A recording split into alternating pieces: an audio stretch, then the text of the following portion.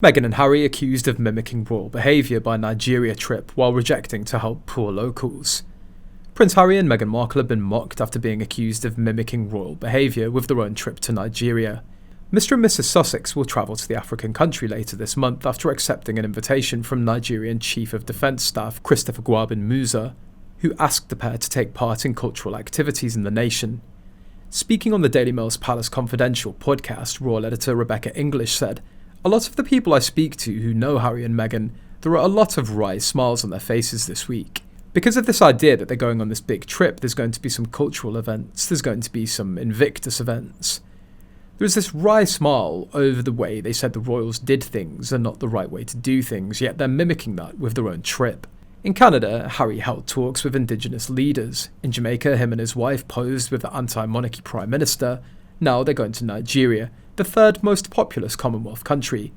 They're doing this to provoke the UK government, because they haven't gotten what they wanted in terms of security, or from the British royal family as far as money and deference. These two dummies are going rogue in the choppy waters of international diplomacy, all over petty personal grievances.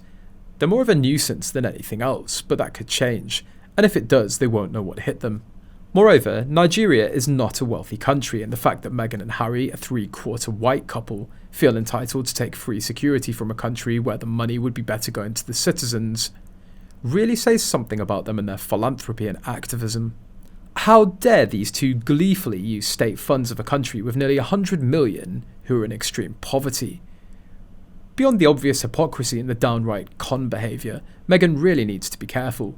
If she tries an Invictus-esque luxury fashion show, local people may not take that too well.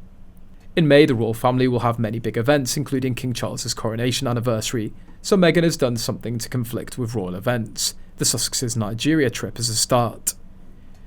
Recently, she launched Actively Raging Overseas, doing business as American Riviera Orchard during the Diana Awards. The prize recognises philanthropic achievements by youth. She timed the Instagram page to go live after William's in-person presentation, but before Harry's Zoom call with the awardees. Before that, she'd stage pap shots anytime Harry was away. Parking lot crawl during Harry's Singapore polo trip, where a fan recognised her. Also, Harry went to Singapore before William to upstage the Earthshot Awards. He and his Meghan will be doing the same thing in Nigeria. William's scheduled to be there for an event soon.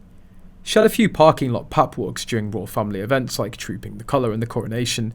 Also a lint-covered walk in a gym parking lot during Scooby's reveal of the discriminators.